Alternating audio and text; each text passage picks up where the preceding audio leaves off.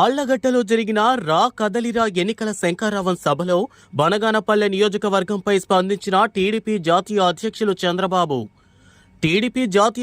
చంద్రబాబు. నంద్యాల జిల్లా ఆళ్లగడ్డలో ఏర్పాటు చేసిన రా కదలిరా సభకు హాజరయ్యారు.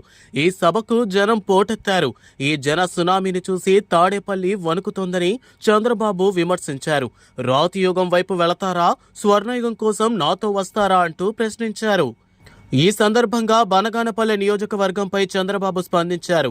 బనగానపల్లె నియోజకవర్గంలో బ్రహ్మంగారు కాలజ్ఞానం రాసి రవ్వలకొండను మింగేసిన భూభకాసురుడు అంటూ వైకాపా ఎమ్మెల్యే కాటసాని రామిరెడ్డిపై టీడీపీ అధినేత చంద్రబాబు తీవ్ర విమర్శలు గుప్పించారు. మేం అధికారంలోకి రావడం ఖాయమన్నారు. అధికారంలోకి రాగానే బనగానపల్లెలో పెద్ద కొప్పెర్ల ఎత్తిపోతల పథకం పూర్తి చేస్తాం. కందు నదిపై చెక్ డ్యాం తెరిపిస్తాం.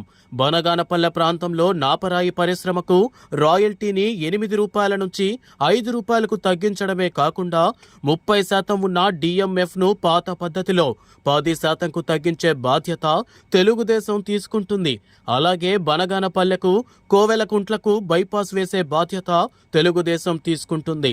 తెలుగుదేశం ప్రభుత్వం అధికారంలోకి రాగానే జోలదరాసి రిజర్వాయర్ని పూర్తి చేసి రైతులకు అంకితం చేస్తామని ఆళ్లగడ్డ రా కదలిరా సభలో చంద్రబాబు ప్రకటించారు.